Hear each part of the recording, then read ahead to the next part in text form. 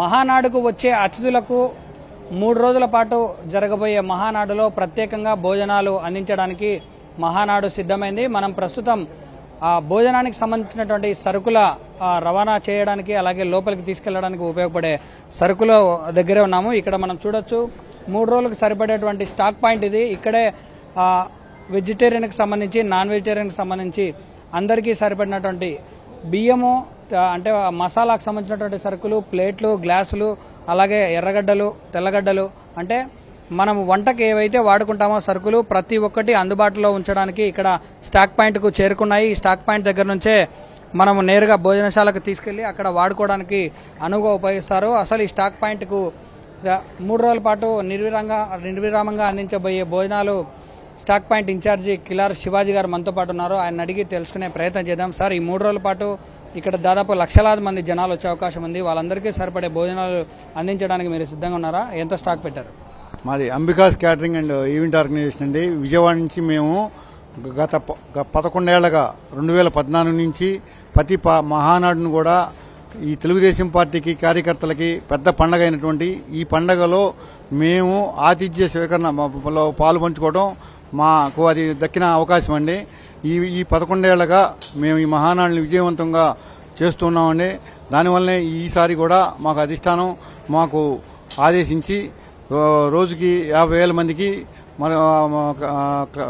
29వ తారీఖు మీటింగ్ రోజున 1,00,000 మందికి అరేంజ్ చేసి ఆ తర్వాత రాత్రిపూట కార్యకర్తలందరికీ బయట వివిధ ప్రాంతాల్లో అరేంజ్ చేసి ఈ కార్యక్రమాన్ని ఆదేశించారు. రేపటి నుంచి ఉదయం పూట కార్యకర్తలకి ఒక 10,000 మందికి టిఫిన్లు, ఒక 50,000 మందికి భోజనం 2 రోజులు. ఈ రాయలసీమ వాసులు ప్రత్యేకంగా వారి కోసమై నాన్ వెజిటేరియన్ల మేళవించి ఈ 3 రోజులు ఈ కార్యక్రమాన్ని చేయటం జరుగుతుందండి.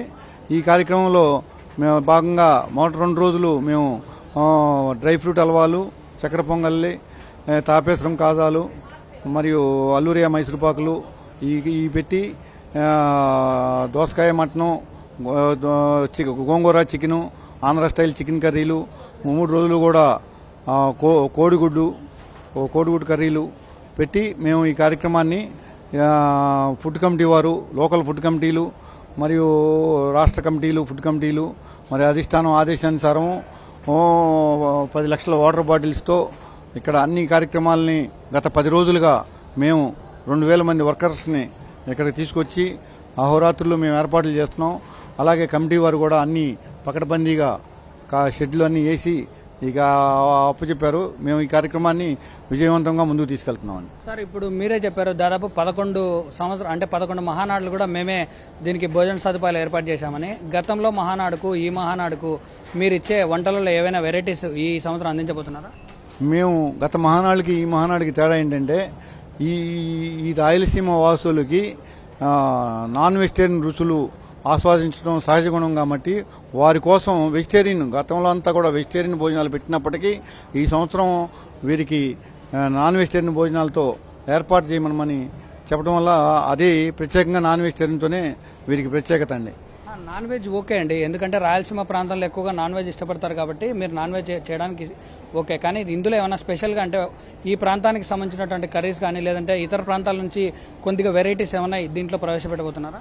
ఇప్పుడు ఇక్కడ మాకు అధిష్టానం ఏం చెప్పారంటే వీరు తినే రాగి సంఘటనలు అవన్నీ రాగి సంగటి అట్లాంటివన్నీ పెట్టినప్పటికీ మా లక్షలాది మంది వేలాది మంది వస్తున్నారు కాబట్టి వారికి ఆకలి కొనకుండా ప్రత్యేకంగా భోజనం ముందు దోసకాయ మటను, గోంగూర చికెను అలా వెరైటీలు పెట్టి మేము ఈ కార్యక్రమాన్ని ముందు చివరి మనిషి వరకు కూడా విజయవంతంగా కార్యక్రమాన్ని చేయాలి కాబట్టి దానికి కాన్సన్ట్రేషన్ చేయమని అధిష్టానం ఆదేశించిందండి. ఇది మొత్తంగా చూస్తే గతంలో జరిగిన మహానాడు కంటే ఈ మహానాడులో వెరైటీ వంటకాలు అందుబాటులో ఉన్నాయి. రాయలసీమ వాసులకు రాయలసీమ రుచులు చూపించడంతో పాటు మిగతా జిల్లాల్లో ఫేమస్గా ఉన్నటువంటి కొన్ని వంటకాలు కూడా ఇక్కడ అందించబోతా ఉన్నాము. చివరి కార్యకర్త వరకు భోజనాన్ని అందించడమే తమ లక్ష్యంగా కిలారు శివాజీ చెప్తున్నారు. వీడియో జర్నలిస్ట్ వేణుగోపాల్తో సురేంద్ర, 10 టీవీ, కడప మహానాడు భోజనశాల దగ్గర నుంచి.